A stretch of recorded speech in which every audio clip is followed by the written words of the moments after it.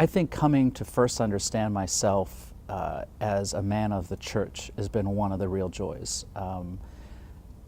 I don't know that a lot of people understand themselves that way in the world in which we live. We tend to look at ourselves as Americans or as successful business persons.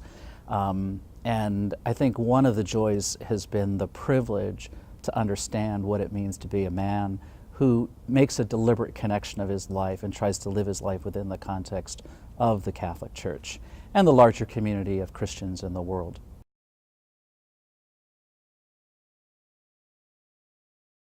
I like to think of presiding at the liturgy as an iconic activity where you are trying to bring people to Christ, right?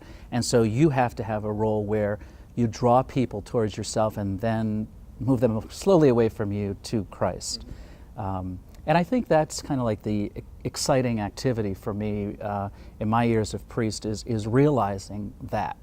And I think the more I prayerfully enter the solitude of my own life and prayerfully enter the Eucharist, I find that's what draws me. That's what's giving me my energy. That's what gives me my creativity in the classroom.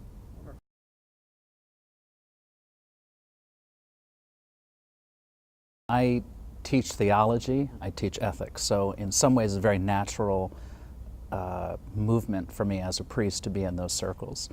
I think young people today are asking some great questions about faith and spirituality and have a lot of misunderstandings about the church. And I think inviting young people to realize that this is a 2,000-year-old church and it's practiced in all these different cultures and countries throughout the world, and it looks a little different from, you know, when you travel outside of your own environment, and taking them more deeply into the mystery of Christ and how the Catholic community particularly understands the Eucharist, and that is the encounter with Jesus.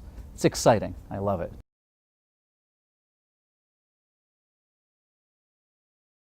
Vocation is not always the decision to become a priest or brother or sister, but it is always, how can I know Christ better?